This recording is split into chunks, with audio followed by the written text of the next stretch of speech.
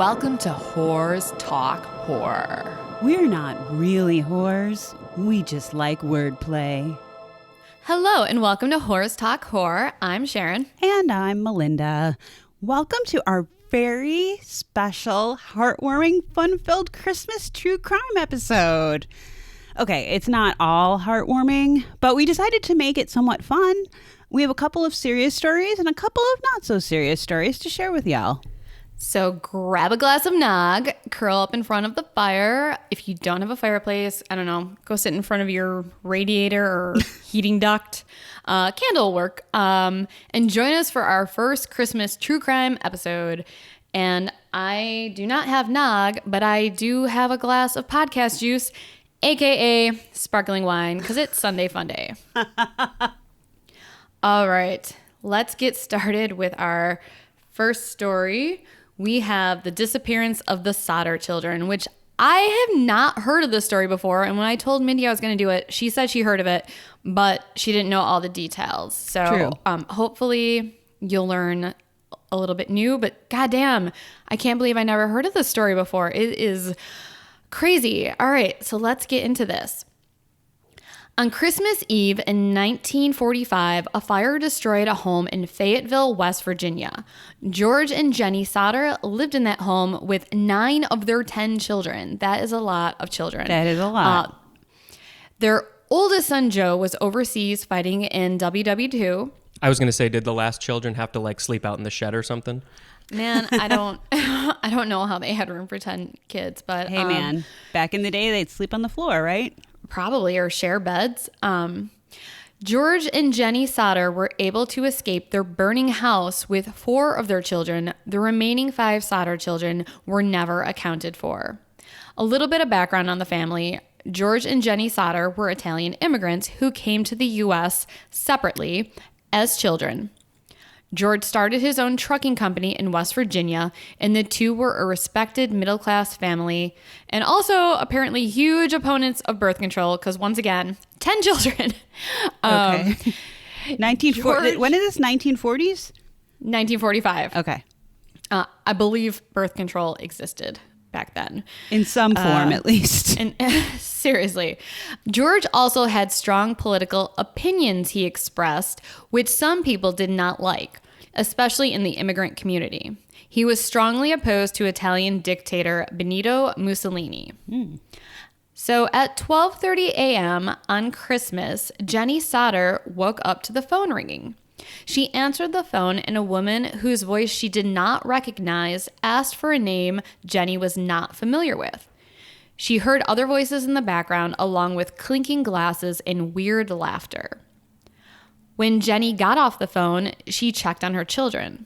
She had allowed her kids to stay up late playing with their new toys. Downstairs, she found that the lights were still on and the curtains were open, with Marion, one of her oldest daughters, asleep on the couch. Typically, the last person to go to sleep would turn down the house. She assumed that her other children had neglected to do their chores and had gone straight to sleep in the attic, so she headed back to bed herself. At 1 a.m., Jenny woke up again to the sound of an object hitting the house's roof with a loud bang and then a rolling noise. She went back to sleep. At 1:30 a.m., Jenny woke up again, this time to the smell of smoke. She got up and found a fire in George's office. Also, that it was where the fuse box and telephone wires were. Oh my God. Jenny woke up George and they escaped the house with 4 children. Marion, 17, Sylvia, age 2, John, 23, and George Jr., 16. Unable to get upstairs to the attic because of the flames, they frantically called the children, but there were no responses. As the family desperately tried to rescue their children, a series of odd events would later convince the Sodders something much more sinister had occurred. The family tried to call for help, but their phone was dead, so Marion ran to a neighbor's house to call the fire department. George went to grab his ladder to get the children down from the second floor while waiting for the fire department, but the ladder, which was normally resting against the side of the house, was not in its usual place or anywhere else that he looked. Since the ladder was nowhere to be found, George decided to drive his truck underneath the window and climb on top of it to try and reach his children, but neither of George's trucks would work, even though both were in good working condition the previous day. Meanwhile, Marion, who was at the neighbor's house to phone the fire department, could not get through to an operator. Someone at a nearby tavern, seeing the blaze, also called the fire department, but again, there was no operator to make the call. For an hour, George Sr., Jenny, George Jr., John, Marion, and Sylvia watched from the front yard of their house while it burned to the ground, with their 5 other family members trapped inside. That included Maurice, age 14, Louis, 9, Martha, 12, Jenny, 8, and Betty, 5. No fire truck arrived at the scene for 7 hours. Even though the fire chief knew that there were children in the house and that the firehouse was a mere 2 miles away. The fire department tried to explain the delay by saying that the fire department didn't even have a siren back then. So when someone would call to report a fire, they would have to reach an operator who would then have to call one of the firefighters. And if it was in the middle of the night, try and wake them up. And then that firefighter would have to reach out to another firefighter, and so on and so forth. Also, the fire department at that time was small and volunteer only because most of the firefighters were overseas serving in the war. So when the fire department finally arrived at 8 a.m., remember 1:30 a.m. was when they realized their house was on fire, the rest of the Sodder family assumed that the remaining 5 children perished in the fire. Jesus. However, as the firefighters began going through the ashes of the Sodder house, they did not find any bones. Contrary to the lack of evidence, the fire chief insisted that the children died in the fire. 4 days after the fire, George bulldozed the home, intending to make a memorial garden for his children. Death certificates for the children were issued. However, after things calmed down, the family began to question what really happened. The events that occurred that night simply did not make sense. For starters, the family's Christmas lights stayed on through the beginning part of the blaze, and this would not have occurred if it was truly an electrical fire, as investigators concluded that it was. Also, there was the disappearance of the ladder that I mentioned. When it was finally found, somehow it had been moved from the side of the house where it should have been and instead was hidden in an embankment near the home. No idea how that got there. Okay. As was also mentioned earlier, there was confusion by George about why neither of his previously working trucks wouldn't start that night. It was also later found out by the telephone company that the reason that the phone in the Sodder house was not working that night, even though only an hour earlier someone managed to phone the Sodder home, was because someone had crawled up a telephone pole and cut the phone lines leading to the Sodder's house. Oh my God. It was also very odd that while sorting through the rubble, Jenny Sodder said that they found kitchen appliances that were still intact. But how could the fire not damage them more if it had truly burned human bones to ash? Jenny tried to burn animal bones to ash and was unable to do so. She contacted a crematorium that told her that a 2-hour fire at 2,000 degrees Fahrenheit would still leave human bones intact. In 1949, the site of the house fire was excavated. Human vertebrae bones were found, but an expert said that they could only come from a human aged 16 to 23 who had never been exposed to fire. The oldest of the missing children was 14 at the time of the fire. He also noted that it was very strange that more bones weren't found. Absolutely. As he also concluded that bones should not have burned up in this situation. Then there was a possible witness. A local bus driver who passed through Fayetteville late Christmas Eve said that he had seen some people throwing, quote, balls of fire, end quote, at the house. Goodness gracious. Great balls of fire. A few months later, when the snow had melted, a small, hard dark green, rubber ball-like object was found in the brush nearby. George, recalling his wife's account of a loud thump on the roof before the fire, said it looked like a pineapple bomb, hand grenade, or some other incendiary device used in combat. The family later claimed that contrary to the fire marshal's conclusion, the fire had started on the roof, although by then there was no way to prove it. Reported sightings of the missing children also began to roll in. The first report came from a woman who claimed to have spotted the children looking out the window of a passing car as the fire enveloped the house. At a tourist stop between Fayetteville and Charleston, about 50 miles west of the Sodder home, another woman claimed to have seen the children on Christmas morning. She told the police that she had served them breakfast and that there was also a car with Florida license plates at the tourist stop as well. A woman who ran a Charleston hotel claimed to have seen the children approximately a week afterwards. She said in a statement, quote, "I do not remember the exact date. The children had come in around midnight with 2 men and 2 women, all of whom appeared to be of Italian extraction. When I attempted to speak to the children, one of the men looked at me in a hostile manner. He turned around and began talking rapidly in Italian. Immediately, the whole party stopped talking to me." There was also another account from a woman in St. Louis who claimed that Martha was living in a convent, and a bartender in Texas overheard 2 people bragging about kidnapping the children and setting the fire, among many other stories. Obviously, it's impossible for the children to be in so many different places around the same time. So, well, maybe they're supernatural.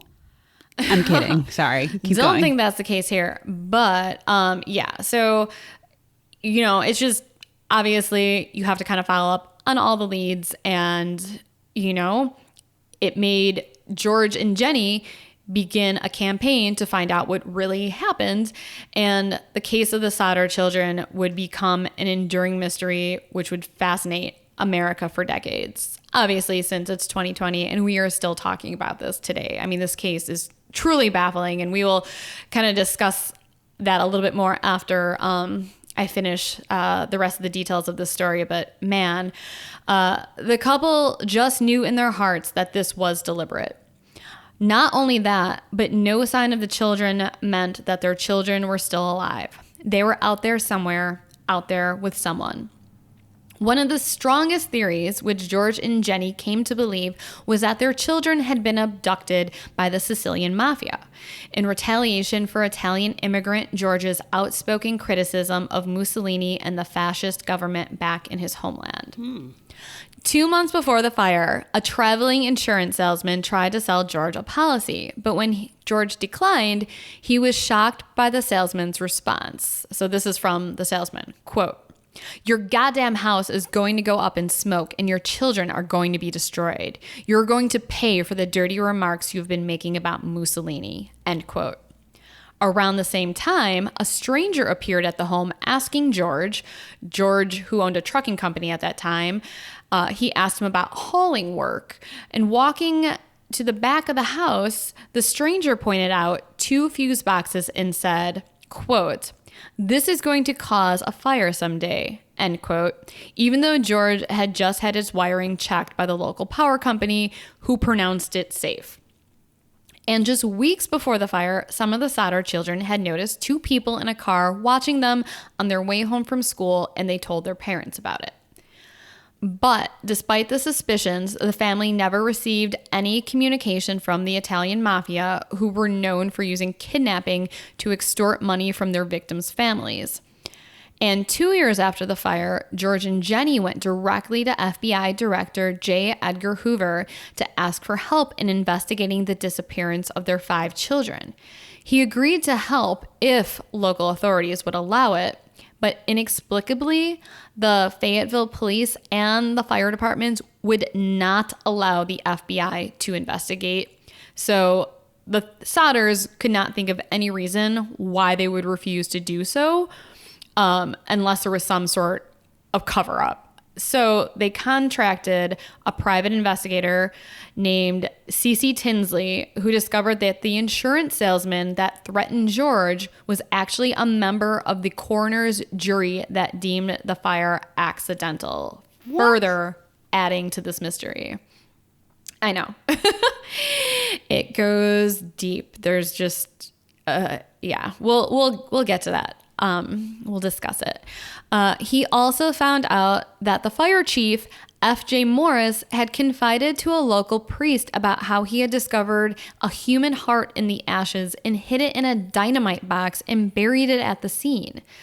Tinsley persuaded Fire Chief Morris to go with him to dig up the box, but the heart that was found inside actually turned out to be beef liver, and it was untouched by the fire. Soon after, the Sodders heard rumors that the fire chief had told others that he had buried the beef liver in the rubble in the hope that the family would conclude that their children really had died there and give up claiming that they had been abducted, which is so stupid. Like, why would a heart survive? And why would it be in a box? Yeah, I have so many questions. I know. About I was going to that. say I have so many questions too. I'm just waiting, I think, to go through. I just think the fire chief was an idiot. Yeah. If that's part of the story is actually true, I mean, who knows? There are so many rumors surrounding this story that part could be made up. I don't know, but it literally makes absolutely no sense why you would think that finding a human heart buried in a dynamite box would have survived the fire. Like, how? Yeah. Anyways. Exactly. Yeah. I just keep going. I have tons of questions. So subsequent hearings failed to find any answers, telling the Sodders that their search was hopeless and declaring the case closed.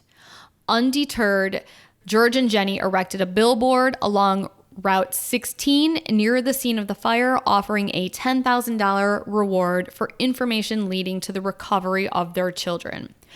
George also traveled the country to investigate each lead, but he always returned home without any answers.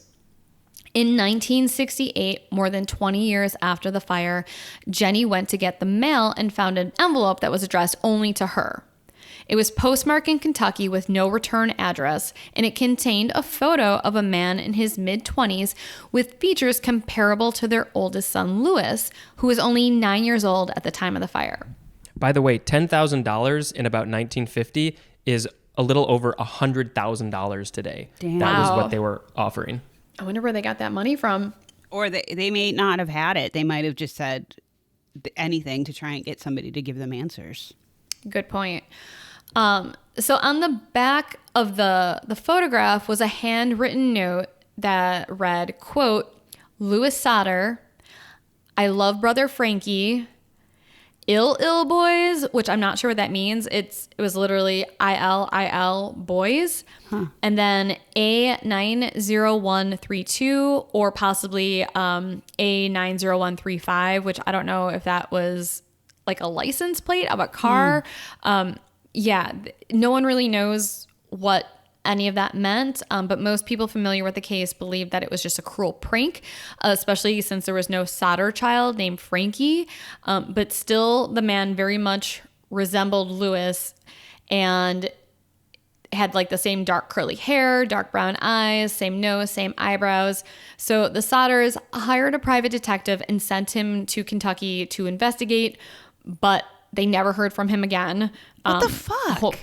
I know. I'm hoping they didn't give him any money and he just like took their money and ran, because that's even more heartbreaking.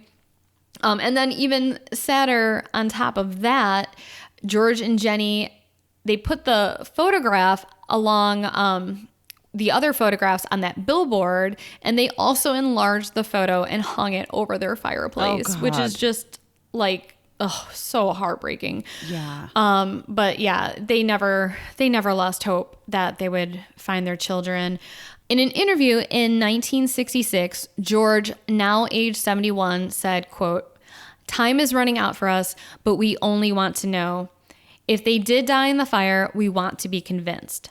Otherwise, we want to know what happened to them, end quote. And he died the following year, still hoping for a breakthrough in the case. Oh, man. And never finding out what happened to his 5 children.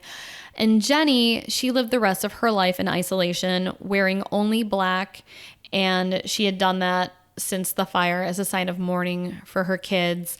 And the billboard for her children offering that $10,000 reward actually remained up until shortly after Jenny's death in 1989.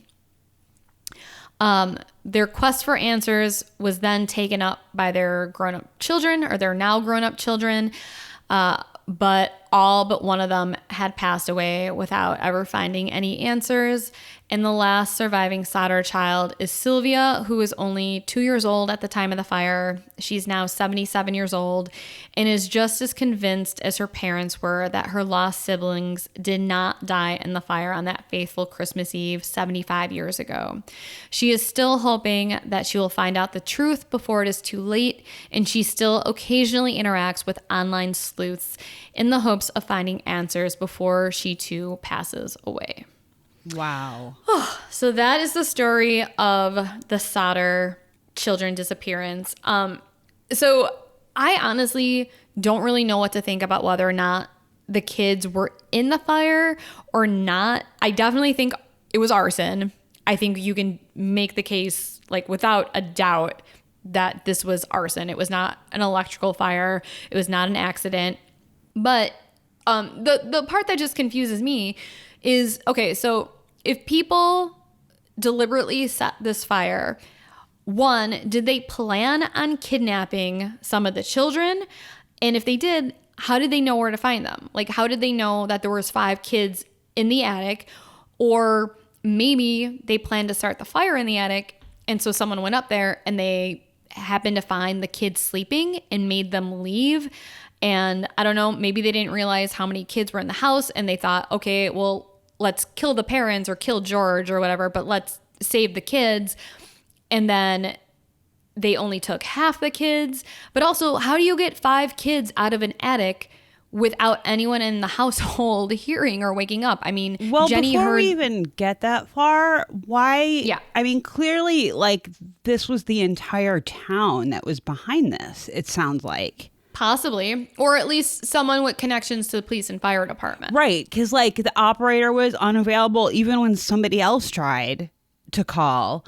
And you had said that I get that it was in the middle of the night, but I'm sorry. The fire station was 2 blocks away and nobody... 2 miles. Oh, 2 miles away. Sorry. But still, 2 miles, it sounds like it would have been, the flames would have been pretty high and there would have been a bunch of commotion. You would think just naturally somebody would have heard or ran to the fire station and, like, banged on the door or something. Well, I mean, there was the guy in the tavern that heard and tried to call the fire department as well. But the operator was available. Yeah, I don't know. And like I said, it's a small town. You know, I don't know how things worked back then, but if the operator was asleep, I don't know why you wouldn't have an operator 24/7. I have no idea. So and the fact that the town would not, they wouldn't work with the FBI, like that. I'm curious as to what. Well, so it's not the town; it's the fire department and the police department. So I think there's ties to the fire department and the police department. I don't think the whole town is in on this. I think it's connections to the fire department and the police department. And if it does have anything to do with the mafia, then, you know, maybe they're paying off the cops. That's the only thing, because I mean, clearly somebody tampered with his truck. Somebody moved his ladder. Like, and I had a question about what the noises were that Marion heard, right? It was Jenny. Oh, Jenny, the mom. She woke up with a phone call, and then she woke up because she heard something hit the roof and roll out. So she woke up because she heard something hit the roof and roll down the roof. You would think she would wake up hearing possible noises of like 5 of her kids climbing down a ladder, or from their house. Or I mean, if those were the fire bombs or whatever it was that they threw, yeah, you're right. I feel like there would have been more of a ruckus.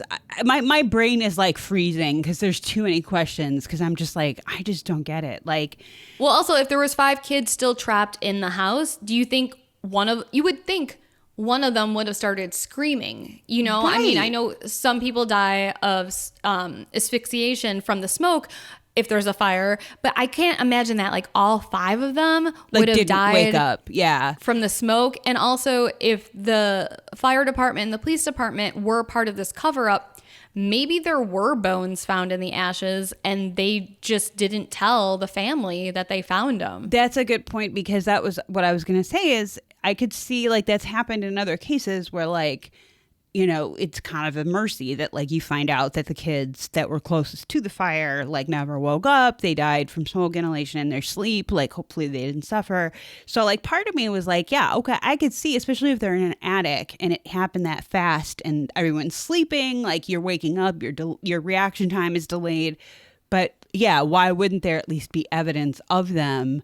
But that's fucked up though. Like what reason would they have to not tell the parents that they found the bodies or the bones of their kids? Because the mafia paid them off, or they're part of the mafia. That's the only thing I can think of, is that Yeah. they hid the evidence of their bodies, and maybe there were a few vertebrae that they missed, and that's where those few vertebrae came from when they excavated the site.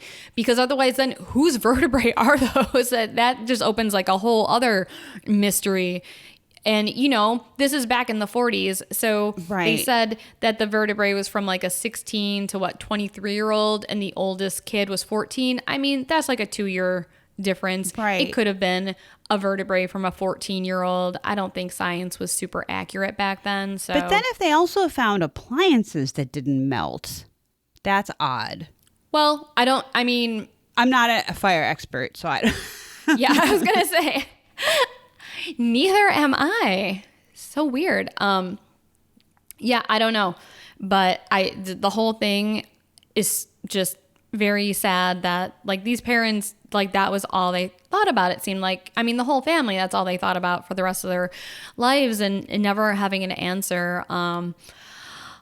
So yeah, a lot to think about. Yeah. Wow. All right. So, Mindy, you have a little palate cleanser for us after that, before you go on to your true crime story? I do. I actually have 2.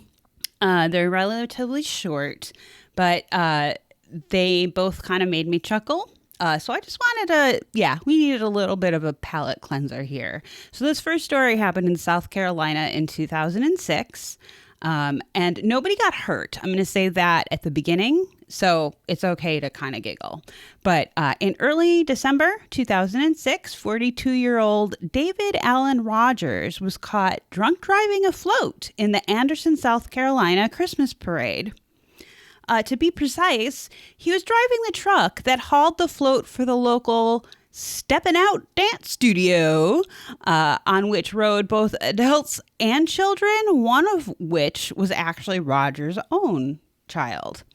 Witnesses say that Rogers was driving in line during the Sunday parade when he suddenly pulled out to pass a tractor in the parade. He proceeded to then speed down Main Street, run a red light, all while pulling, I'm assuming, screaming children. A witness on the float called 911 with a cell phone, according to local police.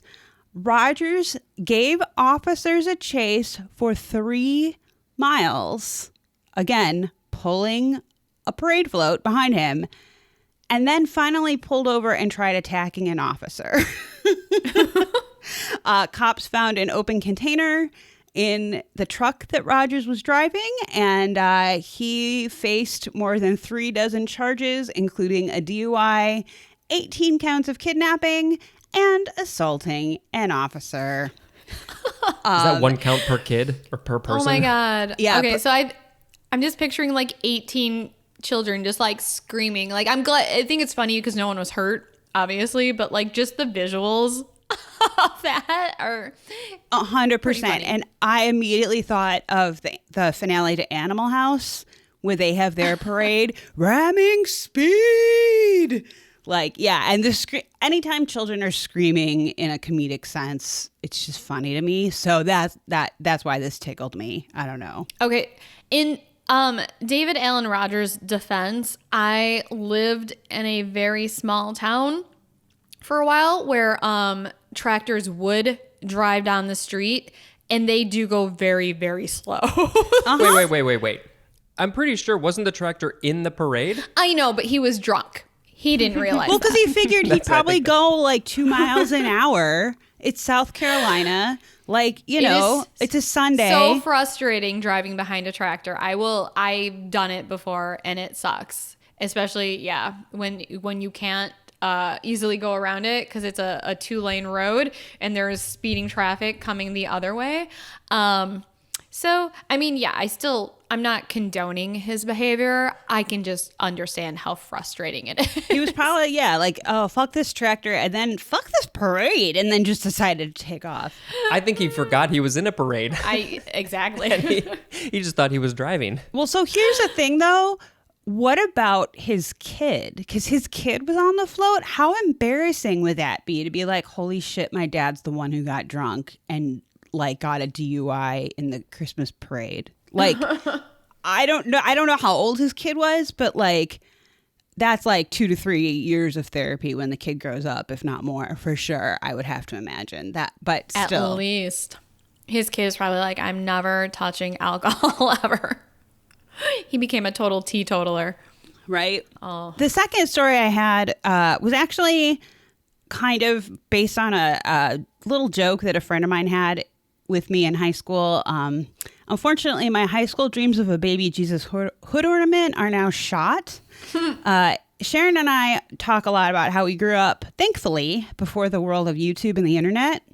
We lived in a smallish town, and junior year of high school, I remember driving around with some friends, bored, and my friend Paul and I laughed about rearranging lawn art in humorous ways. Since it was near Christmas, we joked about getting a light-up baby Jesus and using it as a hood ornament on my friend's truck. Well, nice. Classy. Right? As with many dreams, our hood ornament dream apparently died in Wellington, Florida in 2008 when baby Jesus disappeared from the nativity scene on the lawn of a community center. An article from NBCnews.com literally said, quote, when baby Jesus disappeared last year from a nativity scene on the lawn of the Wellington, Florida Community Center, village officials didn't follow a star to locate him, unquote. Baby was rocking a GPS device inside, and I'm not joking, the life-size ceramic figurine. And that GPS led cops to a nearby apartment where the poor baby was found face down on a carpet, and an 18-year-old woman was arrested for theft as a result. So I'm not promoting theft, destruction of property, or anything like that, especially when it comes to like religious symbols or whatnot. But lawn ornaments make me laugh in general. And I'm sorry, but the thought of a plastic light-up baby Jesus as a hood ornament still makes me laugh. And I'm not belittling religious or religious symbols or iconography either. I'm just talking about lawn art. It's always tickled my funny bone just because it does. But who the fuck spends tons of money on an outdoor ornament to begin with? It's going to be exposed to the elements, and to anyone who might be up for thieving. Both churches and community centers now have taken to using GPS or security cameras to keep track of their outdoor displays, as have families. In 2008, the Herrera family of Richland Hills, Texas, added surveillance cameras to their backyard, eventually getting footage of a teenage girl stealing a baby Jesus that they had that was worth almost $500. Okay, outdoor lawn art, $500. Prior to the 2008 GPS event with that community center, baby Jesus was stolen for two consecutive years from that Wellington, Florida community. Their original figurine, and I actually wrote in my notes, the original Jesus, it was made in Italy and worth about $1,800. That's a lot of money on a baby Jesus. Are you right? That's all I'm saying. Like, and this just made me think of my friend Paul and like how we would laugh about this stuff. But then I'm like, wait, people actually spend money on this? And like, I could see like, community centers or a church or whatever, but like a family had a $500 Jesus outside. Like, I don't know. I would never put anything that expensive out front. What, Spencer? I said, Sharon, I think we're living the wrong life. I think Really? this sounds pretty great. Baby Italian Jesus worth about $1,800. That sounds pretty great. I mean, you have that money. I just can't think of other uses for it. I can think of much better uses for it. Give that money to charity. Come on. That's, 'tis the season to be giving. So give that money to charity. Like, what, you spend that much money on a baby Jesus that's probably going to get stolen or defiled in some way by like teenagers or whatever who are bored.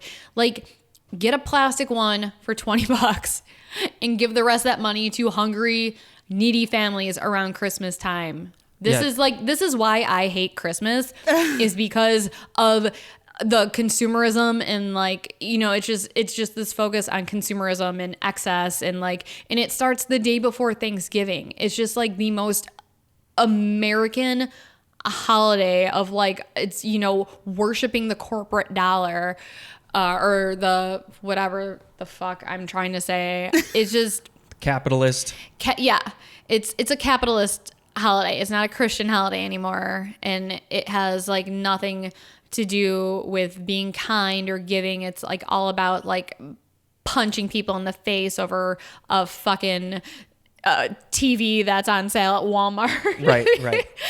Because you want the last one. When I was little, my parents, especially mostly really for Halloween, more so than Christmas, but we would do outdoor decorations, but we never put anything outside that was like that. Like, I mean, we put stuff outside that like, okay, so if our inflatable Snoopy, like for Christmas time somehow got stolen or whatever, that sucks, but it wasn't expensive. You know what I mean? Like, you just don't, and I think that if what you just said, like, don't put a freaking $1,800 statue made in Italy out front if you don't want it to get stolen or whatever. And also, why are you spending that much money on a decoration? Exactly. Anyway, I just thought of the idea of my friend's truck and the image of a glowing plastic Jesus as the hood ornament. And sadly, once again, technology ruins all the fun. Did people have light up baby Jesuses? Yeah, like plastic. Most nativity scenes that like when we were growing up that we would see driving around our like suburb were plastic and would like glow, like light up. Oh man, I don't think I've ever seen a glowing baby Jesus. That's pretty funny. Oh, for real? Yeah, it should be mentioned that this same night that we were driving around, we were bored and we weren't of age. So it's like we couldn't go to bars and we couldn't, what would we do? We talked about stealing lawn ornament and making jokes about it. And it was actually, I think, the same night, Sharon, that we moved your neighbor's plastic playhouse. Was it onto your front yard or the backyard?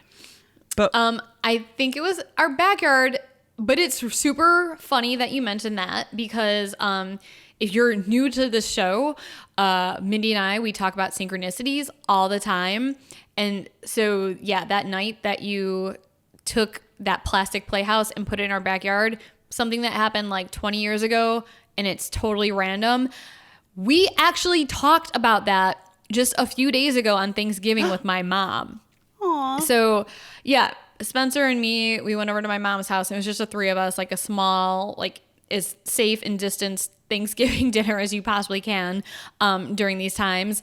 But we started talking about like we grew up with a corner house and corner houses suck. I will never, ever, ever buy a corner house.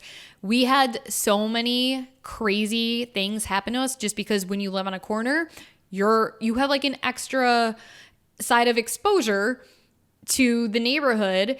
And so, yeah, we got into this conversation about like all the crazy shit that happened to us. Like there was one time when my brother and I were little and we came home from the store and we're bringing groceries into the house. And then like all of a sudden there's cops surrounding our house and they caught a robber in our backyard. And they had him like on the ground, like pinned up against our back fence. And we're just like bringing groceries in and out. And apparently he robbed a store and they chased him through the neighborhood for like a mile and ended up catching him in our backyard because we just had like a chain link fence that anyone could have just like hopped over. So there was that. And then my mom told me about a story when I guess I was just like a few months old. She was in the kitchen feeding me and someone threw a brick, or no, it was a big rock through our kitchen window that like narrowly missed hitting me. So I could have been killed. And then there was another time where she came home and there was this like half naked guy on the side of our garage. Top half or bottom half? I don't know. She did not specify. But he was like putting on women's clothing and she was like, "What are you doing?" And he goes, "Oh, I was just changing because there was a play at the high school tonight." And the high school is like 2 blocks away from our house. My mom later found out that there was nothing going on at the high school that night. What the Also, it wasn't like the high school was across the street. It was like 2 blocks away. So yeah, literally made no sense. We have no idea what that guy was doing. And then there was a time when someone actually did steal some of our lawn ornaments. We had like those ugly plastic swans that were like planters. Yeah. So at like 11 o'clock at night, my mom heard something in our backyard and saw like a couple of teenagers like running out of our yard holding these planters. So my mom's like running down the street in her nightgown at like 11 at night, like screaming at these kids. That was not us, to be fair. I know. But they were really heavy. So they like just dropped them and like booked it. And she like had to carry them back into the backyard. But then I was like, oh yeah. And there was that time that my friend, she didn't know who this was, but I was like, there was a time that my friends put that like kids playhouse in our yard. I was like, yeah, that was Mindy and our other friend John. And she was like, really? So yeah, I totally ratted you out on Thanksgiving, Mindy. Well, and to be fair, the playhouse was from like a neighbor that lived like across the street from you. So it was in an area they would have easily seen it. That's why we did it. So it's not like they would have woken up. Like they would have been like, this isn't in our yard. But as soon as they went outside, they would have seen it from like where they lived. So that was why we just thought it was funny. That's funny because my mom was like, did they steal that from someone's house? I was like, no, my friends would never steal something from someone's house and do that. I'm like, they probably found it in someone's trash and brought it over, but you guys totally stole it. Well, we moved it from one lawn to another. We'll put it that way. That's called stealing, Mindy. That's still theft. Hey, they got it back. Man. I mean, whatever. I mean, I guess they did. I don't even know what happened. I don't remember, but that's so weird and random that you brought that up, and we just mentioned that like out of nowhere just a few days ago. Yeah. Oh, love synchronicities. Yeah, we gave up on baby Jesus and then just moved the playhouse into your backyard. Are you ready to end these good vibes and tell us your next story? And on that note, let's talk about the Lawson Family Massacre of 1929. Let's do it. I'm going to drink some more podcast juice and sit back and relax. I like that. This beer is a little too strong for me, but I've been chugging on water. So, okay. So we're going to go back a little further than Sharon's story to 1929. So, Sharon, you were in World War II. We're now in the Great Depression. Yay. 'Tis the season to be jolly. La la la la la la. Seriously. That's the only time you'll ever hear Sharon sing Christmas music. Ever. All right. Well, here we go. On the afternoon of Christmas Day, 1929, in Germantown, North Carolina, tobacco farmer Charlie Lawson, 43, shot and bludgeoned 6 of his 7 children and his wife before turning the gun on himself in the snowy woods of his Stokes County farm. And that's the start, ladies and gentlemen. And there's actually a lot of pictures associated with like the original homestead and all this, that, and the other. So we'll post a lot of that stuff online, which is interesting, though, to look at all of that. But a little background. As sharecroppers, the family had finally saved enough money to buy their own farm just 2 years before the tragedy happened. Not long before that fateful Christmas morning, the whole family actually went into town to buy new clothes for a family portrait, which would prove to be the last photo taken of them alive. Since new clothes and portraits were unusual luxuries for working-class families of the era, many have since seen this as proof of premeditation on Charlie Lawson's part, perhaps immortalizing his loved ones before destroying them. And it is a kind of a haunting picture knowing that. We can post that. Charlie Lawson had been married to Fanny Manring for 18 years, during which time they had 8 children, 4 sons and 4 daughters. Their third child, William, died in 1920. The following details were cobbled together from sources that we will list in the episode notes and mention later. Quite a few websites, though, to pull this from. So, a rough timeline. The winter of 1929 was rough in Rockingham and Stokes counties, with a deep snowfall that made conditions even more bitter that Christmas, which is not good for if you're a farmer.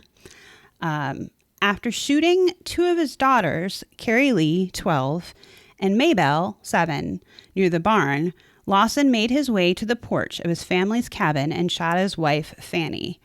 Inside, he gunned down daughter Marie, 17, then bludgeoned his tiny sons, James, 4, and Raymond, 2, before doing the same to Mary Lou, who was 3 months old. Lawson placed all of his victims' heads on pillows and folded their hands across their chests.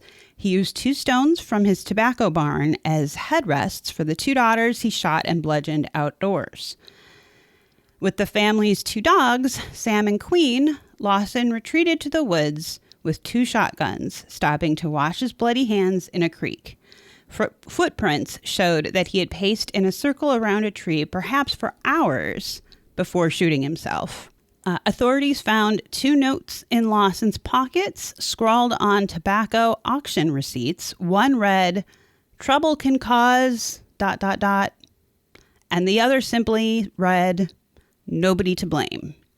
On Christmas Eve, it was reported that Charlie actually withdrew all of the money from his bank account, which was $60 in cash, which was later found rolled up in his pocket and used to cover the funeral arrangements. In rural North Carolina during the 1920s, rabbit hunting was quite a popular sport on Christmas Day, so gunshots like the ones that rang out as Lawson killed his family could have been taken for granted, as such sounds were pretty commonplace out in the country. By the way, $60 back then is about $900 today, which still, for a family of, 9 or 10 people, is not a lot of money. Right. Yeah, and we'll talk about that a little bit more later, but yeah. Lawson, he killed all but one of his children, Arthur, who was age 16 at the time. With his father's permission, the teenager had walked with a friend to Walnut Cove to buy, oddly enough, ammunition, but for rabbit hunting. Lawson murdered the family while his son was gone, and some speculate Lawson feared Arthur would intervene and interrupt the slaying spree. There's a rumor that the Christmas cake that daughter Marie, age 17, had baked but never served her family was still sitting out when the bodies were discovered by relatives late in the afternoon when they visited to wish the family a Merry Christmas. The cabin's rooms were blood-soaked and furnishings were in disarray. Snow on the ground made the steep hill leading to the Lawson cabin difficult to mount, so family members, friends, and deputies transported bodies wrapped in borrowed bed sheets by a makeshift sled to hearses parked at the main road. Hearses delivered the bodies to a funeral home in Walnut Cove, but the establishment was too small to handle the task of embalming and autopsying 8 bodies. So corpses were reloaded and motored through snow to Madison's Yelton Funeral Parlor, located above Penn Hardware Company at 104 West Murphy Street. Today, Madison Dry Goods County Store sits on the original site of this funeral home. There's a small museum dedicated to the Lawson family, which includes newspaper clippings and old photos of the family. Tourists still come, and the store offers group tours of their museum. And yes, they do have a website, which we'll post in the show notes, but it's simply madisondrygoods.com. That's such a depressing museum. Right? I don't think I would want to go visit that. No, but it is very cool that they decided to memorialize this family. Yes, it is nice that they wanted to memorialize the family, but also that is just such like a depressing. I mean, I'm definitely fascinated with true crime. I'm not sure I would actually want to go to that museum. If you want to go to a museum and get depressed, go to this museum. Well, there's another museum that you probably would have found more depressing, which we'll get to in a second, but it's no longer in existence. Dr. C.J. Hasselbeck of Danbury was the Stokes County coroner who presided over the autopsies on the night of December 25th, 1929. Dr. Spotswood Taylor, brother of the Stokes County Sheriff John Taylor, happened to be home for Christmas from Johns Hopkins Medical Center in Baltimore, where he was serving as an intern. So he helped with the inquiries, working into the wee hours with Hasselbeck in Madison. Taylor assisted Hasselbeck in removing the brain of Charlie Lawson for the examination that night and saw to a more in-depth analysis back in Baltimore at Johns Hopkins. Taylor returned to Maryland with Lawson's brain preserved in a jar of formaldehyde, but the brain's ending location isn't known. Which is interesting. Yeah. Initial autopsy reports noted that Charlie Lawson's brain was relatively small and that a portion of the center of the brain seemed underdeveloped. Interesting. Yeah. On December 27th, 1929, 5 hearses lined Murphy Street, where huge crowds gathered to see the 7 Lawson caskets loaded for transport to the funeral at a mass grave at Brower Cemetery near Germantown. And I have pics of that as well. While 8 bodies were embalmed, only 7 caskets were buried. Infant Mary Lou was laid to rest, nestled in the arms of her mother, Fanny, age 37. Aww. Lawson shot and bludgeoned his first 4 victims, but only bludgeoned his 2 youngest sons and infant daughter. Arthur Lawson, the sole survivor of the family, grew up, got married, and had 4 children. Sadly, he suffered from severe alcoholism, I wonder why, and ended up passing away in a car accident in 1945 at the age of 32. Charlie Lawson was said to have behaved erratically in the months leading up to the slayings and complained to his Danbury doctor, C.J. Hasselbeck, about severe headaches and insomnia, according to numerous historical accounts of the crime and testimonials in the book The Meaning of Our Tears by author and crime historian Trudy J. Smith, which I'll get back to in a second.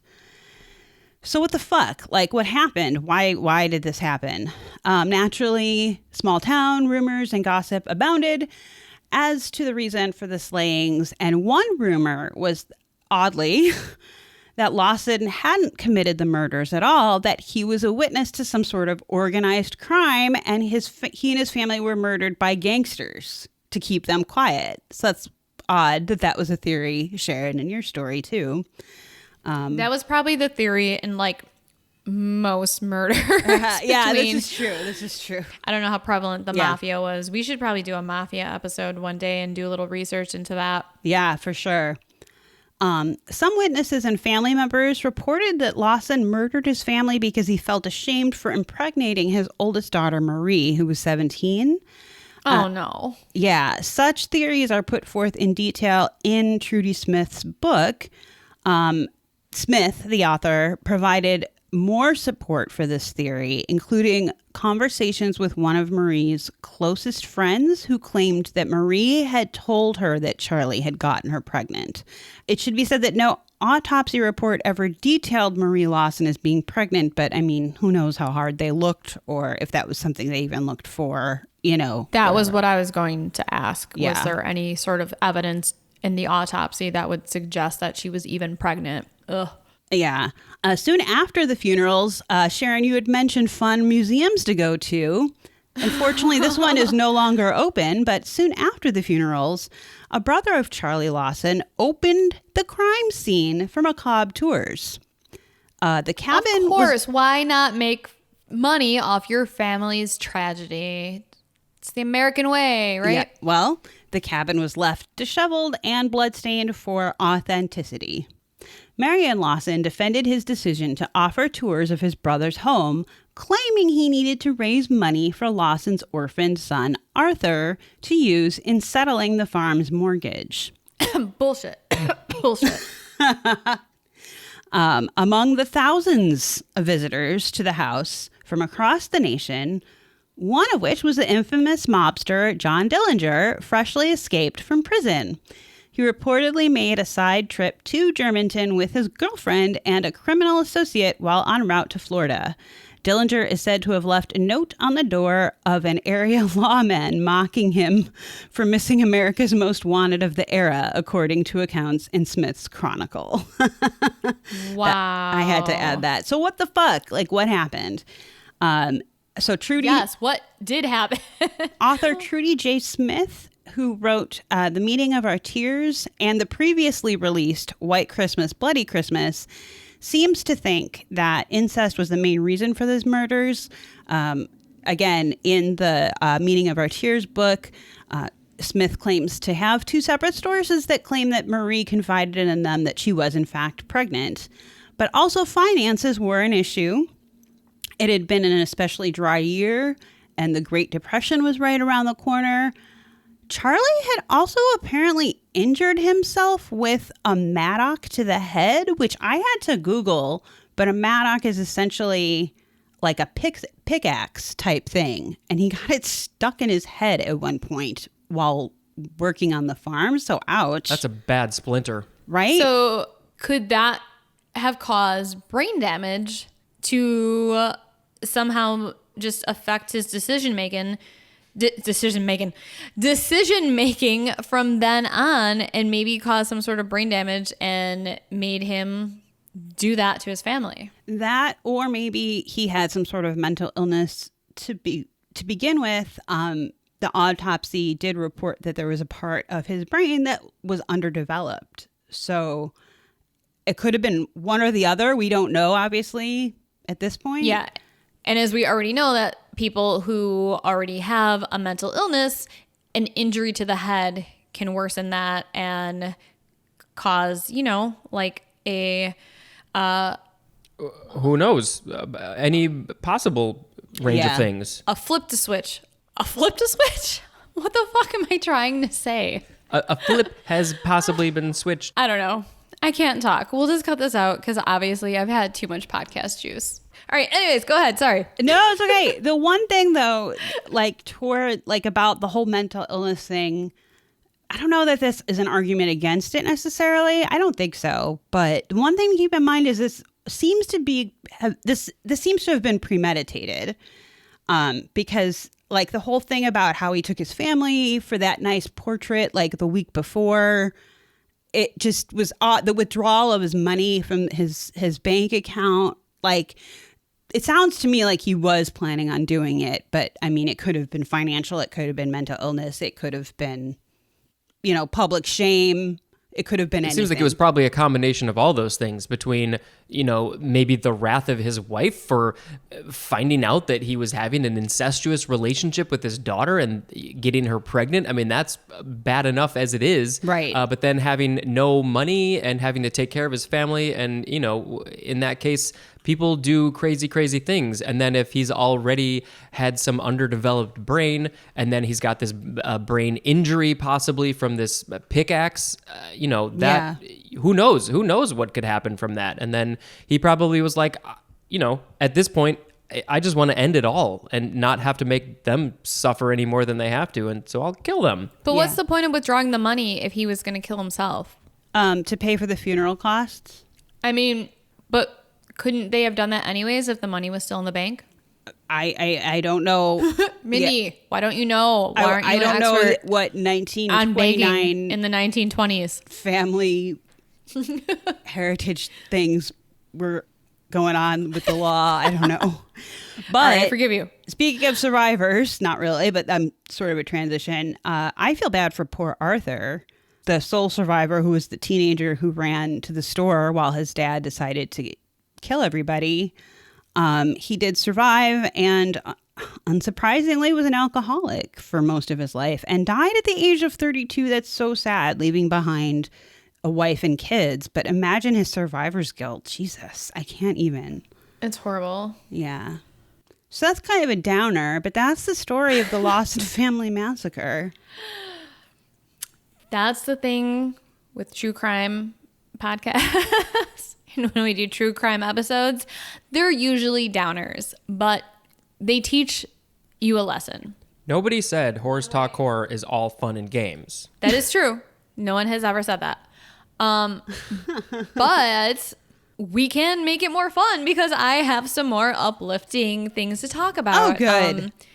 I don't have any more true crime stories to talk about, but I have some strange Christmas traditions that I found that honestly, if we still practice these traditions today, I would be a much bigger fan of this holiday. And I am going to start bringing some of these traditions back. All right. And I also think we should start a petition, Mindy, to try and bring these things. Well, I guess you don't really need a petition. Just fucking do them. Yeah. And that'll bring them back.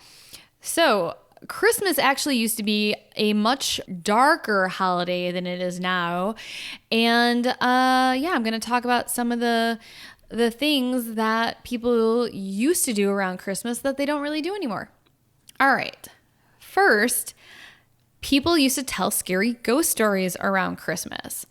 The tradition of holiday ghost stories goes much, much farther back. Farther, perhaps, than Christmas itself.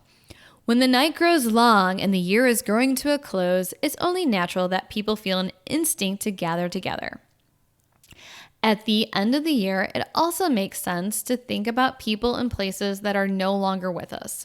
Thus, the Christmas ghost story.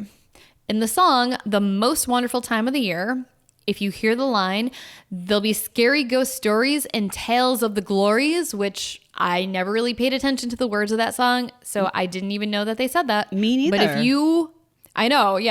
you were a person to pay attention to that song, or you know the words to that song, you may wonder why there would be scary ghost stories to tell on Christmas. You might also be curious as to why A Christmas Carol, one of the most famous Christmas stories of all time, is a ghost story. Well, the Victorians who helped cement many of our modern American ideas of Christmas loved scary stories. In fact, A Christmas Carol was far from the only Christmas-themed ghost stories that Charles Dickens wrote. I was also not aware of that. Me neither. Christmas ghost stories are essentially about a darker, older, tales of more fundamental things such as winter, death, rebirth, and the rapt connection between a teller and his or her audience. So Christmas is celebrated in Europe, and the US was originally connected to the pagan winter solstice celebration and the festival known as Yule. Because of its long, cold night, Yule was also considered by many to be the day when the spirits and ghosts were most likely to be able to interact with the living. Also something I did not know, because usually you associate that with Halloween. Right. And the Day of the Dead, or what is the... Días de los Muertos. So believe it or not, Christmas was actually once a more spooky and scary holiday rather than warm and fuzzy. And we need to bring that back. Please. Also, people used to celebrate the supernatural. So it wasn't just ghost stories that made Christmas the most eerie time of the year. There used to be a huge supernatural component to Christmas. For example, in some parts of Europe, it was believed that supernatural activity was at a high on Christmas Eve, sort of the way the Day of the Dead is now. In Italy, it was bad luck to be born on the winter solstice, which is December 20th to the 21st. If you were born on those days, it was basically a surefire way to become a shapeshifter. Nice. Damn it, I was born on the wrong day. Yeah, my godson was born on the 21st, so I don't think he's a shapeshifter That you know of. that Right? I know of, but in many other European countries, such as Poland, our motherland, Mindy, it was believed that children born on Christmas Eve or Christmas Day automatically became werewolves when they grew up. That And is true. Just makes, That is true. I mean, obviously, like you and I both have like a long line of werewolves in our family. So yeah, we know this. Pierogi loving werewolf. Wait, so is it only Polish people that are born on those days that become werewolves? Or is it anybody born on Christmas Eve or Christmas Day that become werewolves? It's probably just the Polish ones. Why do you got to ask so many questions, Spencer? It's I don't know. probably everybody, but just the Polish believe it. Right? And people say Polish people are dumb. Preposterous. In Germany, a child was in danger of becoming a werewolf if they were born during the 12 nights of Christmas, which ran from December 25th until the Feast of the Epiphany on January 6th. My dad was born on January 6th, so he might be a werewolf. In Germany. And he's German. Whatever the country and the legend, it was generally agreed upon that the lupine curse was some sort of divine punishment for blasphemy, as the hapless baby was viewed as competing with the Christ child. How dare he? Yeah, so boom, you're a werewolf. So many kinds of rituals were vigorously performed for the first few days after Christmas to help the infant avoid his wolfish fate. In Romania... Wait. Who cares about the fact that Jesus was born in like June or something? Well, I mean... Anyway, Romania. Why are we paying attention to facts now, Spencer? Too late for that. In Romania, this legend went a step further. Children conceived on Christmas Eve were cursed to become werewolves because their parents were supposed to have abstained from sex at that time. Naughty parents. Bad. Yeah, they are naughty parents. According to Slovenian folklore, farmers would make a special effort not to leave manure lying in the fields all over Christmas season by plowing it into the soil. Because apparently, I mean, this is pretty much common knowledge. One of the easiest ways to become a werewolf is just rolling in manure. So if you ever see someone rolling in manure, get a silver bullet and shoot them. Biff from Back to the Future, we gotta take him out. Right? Oh, yeah. So, and then this is my favorite thing that I found. The 13 Yule Lads, Iceland's own mischievous Santa Clauses. So Iceland has not one, but 13 Father Christmases called the Yule Lads. These merry but mischievous fellows take turns visiting kids on the 13 nights leading up to Christmas. No way. On each of those nights, children place one of their shoes on the windowsill. For good boys and girls, the Yule Lad will leave candy. If not, the Yule Lads are not subtle in expressing their disapproval. They will fill the shoe with rotting potatoes. It gets much darker from here. Oh, I love this. All Rotting potatoes are pretty dark. Just wait. Don't think well-behaved Icelandic kids have a sweet deal all around. They may enjoy 13 Santa Claus-like visits, but they also have to contend with their mother, Grilla. Throughout the year, it is said that she collects whispers about children around the island who are misbehaving. And when winter sets in, she sets out to gather them. She comes down from the mountains on Christmas and boils naughty children alive and turns them into a giant stew that will sustain her until the next winter. Oh my God, Spencer's a video of me because I'm being very active right now with my hands and everything. I didn't get enough, though. I'm going to kill you, Proceed. Spencer. So Grilla would be terrible enough if she worked alone. Sadly for Icelandic children, she does not. She shares her mountain cave in North Iceland with an enormous black feline called the Christmas cat, which also has an appetite for human flesh. This giant, bloodthirsty black kitty happily preys on any child that did not get new clothes to wear for Christmas. What the fuck? Yes. So in Iceland, there is a 13 Santa Claus. Just to kind Just of to recap. A recap here. There are 13 Santa Clauses. They have a mother named Grilla who hunts down naughty children and boils them alive into a stew that she feasts on to sustain her throughout the year until she can do this again. She also has a pet cat who eats naughty children. No, I'm sorry. Who just eats children who did not get new clothes for Christmas. Also, it's enormous. So yeah, if your parents decided to buy you toys and candy and fun stuff and not like if they're just poor. Or if they're just poor, too bad. You're fucked. Christmas Yeah. cat's going to come down and eat you. And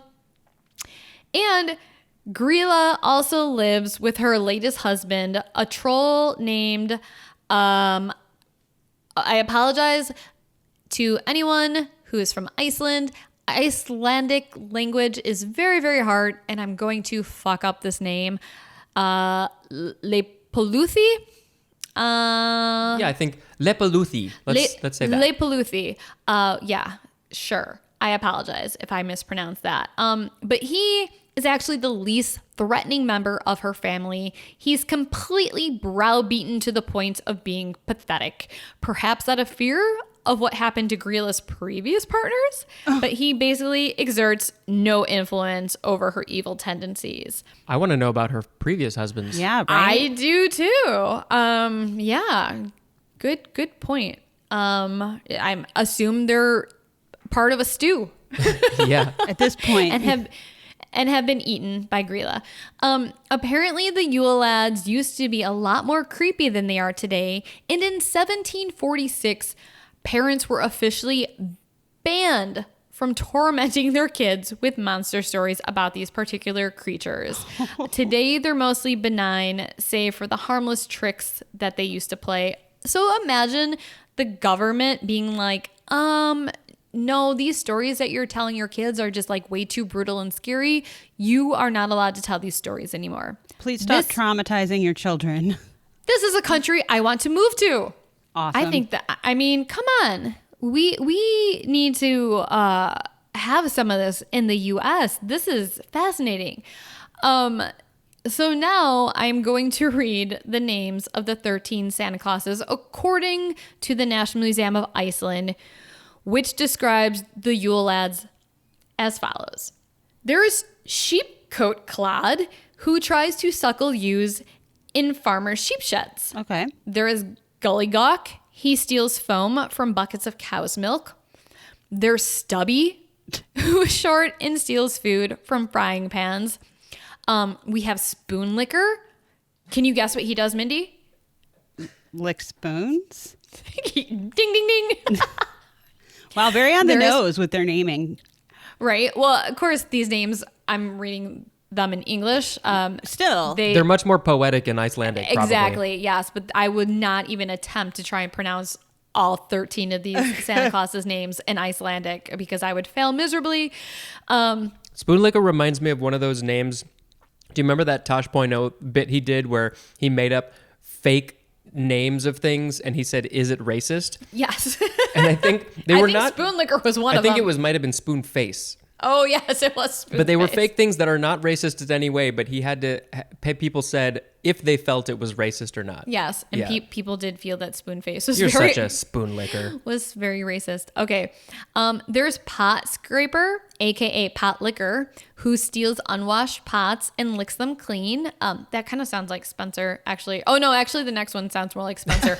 Bowl Licker. I'm a spoon licker too. That's true. Like Spencer will lick all his plates, bowls, pots, whatever clean. So we don't really wash our dishes around here. Good to know. Spencer takes care of that. Just kidding. If you come over, don't eat anything off of our dishes. Use paper plates. Bring your own. So Bowl Licker, he steals bowls of food from under the beds because I guess back in the old days, Icelanders used to sometimes store bowls of food there, just in case you get hungry in the middle of the night. Sharon, don't look under the bed. I mean, why get up and go to the fridge when you can just have it right there under your bed? Right? I'm going to start doing that. Door Slammer, he stomps around and slams doors, keeping everyone awake. There is Skyr Gobbler. He eats up all the Icelandic yogurt, which is called skyr. There is Sausage Swiper. He loves stolen sausages. Don't we all? Wait, he loves stolen sausages or he steals sausages? I mean, There's a difference. he definitely, I think he loves them. So that's why he steals them. Sausage Swiper also sounds like something else Right? that you can use your imagination for. Window Peeper. Yeah, some of these guys just sound totally perverted. Window Peeper, he likes to creep outside windows and sometimes steals the stuff he sees inside. There's Door Sniffer. He has a huge nose and an insatiable appetite for stolen baked goods. I don't know why they called him Door Sniffer instead of like Cake Sniffer or like Bread Sniffer. Whatever. Meat Hook. These are, okay, once again, these are Santa Claus names. Meat Hook's the one that's in the horror movie. I don't know. I'm just kidding. Meat Hook, yes, he's in Texas Chainsaw Massacre. He snatches up any meat left out, especially smoked lamb. And then finally we have Candle Beggar. He steals candles, which used to be sought after items in Iceland. Yeah, so those are the 13 Santa Clauses of Iceland. And it's funny because Spencer and I we were in Iceland for a while 2 years ago, and we were in a town in the north called Akureyri, which once again, I apologize. I'm sure I'm pronouncing that incorrectly. But it's a super cute little town up there. It's the biggest town in the north, if I'm remembering correctly. I think it's the second largest town in the country. I think so, outside of Reykjavik. But we were walking down the street and they had these two huge trolls, like these statues that were just sitting outside of this gift store. And so we took pictures with them, and I just assumed that they were, I don't know, just trolls. I didn't know who they were, what their names were. And it was in August, so it was nowhere near Christmas time. But while I was researching this story, I found pictures of those same trolls that we took photos with in Akureyri, and they are actually Grilla and her husband. Oh. So, but yeah, I think that's really cool now that we know who those trolls are, because it's part of their folklore, trolls and fairies and Right. yeah. It didn't actually associate them with being anything specific. So I definitely would love to go back to Iceland around Christmas time, because I think they have like big festivals and celebrations there, and Christmas is just like a really big deal there. And I'm not into Christmas really, but their Christmas, Yeah, this is fascinating. It just sounds so much more fun and a lot more interesting than I think the way we celebrate it here. Plus, for those of you who have never been to Iceland, they also have a penis museum and a Big Lebowski theme bar. So if you like penises or the Big Lebowski, Or torturing your children with frightening stories to scar them into being obedient. travel Iceland. You're welcome, Iceland, for that promotion. Anyways. Well, thank you for that, Sharon. That was very educational. And definitely, made us forget about all the horrible child murders that we read about the rest of the episode. Jesus. Moral of the story is that Christmas can bring fear in all sorts of different ways. Happy holidays. Yeah. Happy holidays. All right. Thank you all for listening to us. As always, you can write us at whorestalkhorror@gmail.com. Please share any fucked up holiday stories that you have. It doesn't even have to be Christmas related. It could be Easter or St. Patrick's Day, whatever fucked up holiday story you want to share with us.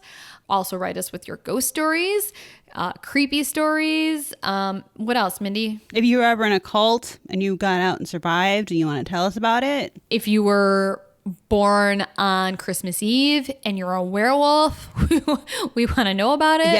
Yes. If you went through one of those rituals to make you not a werewolf, we definitely want to hear what that was like. Please subscribe to us. You can rate and review us on whatever platform you listen to us on. It really, really helps us get more notice.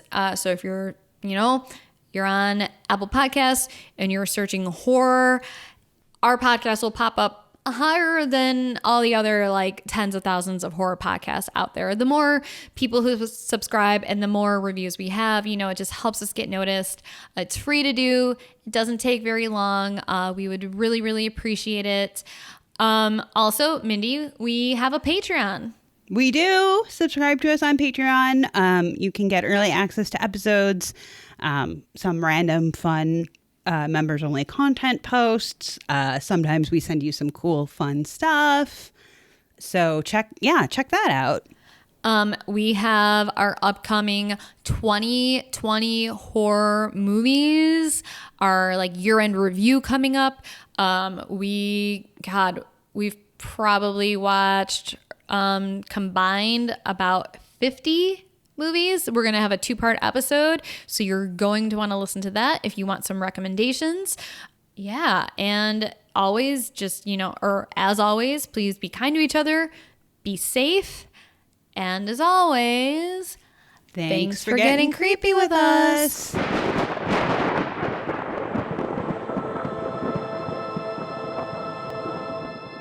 Sharon, do you want a beer?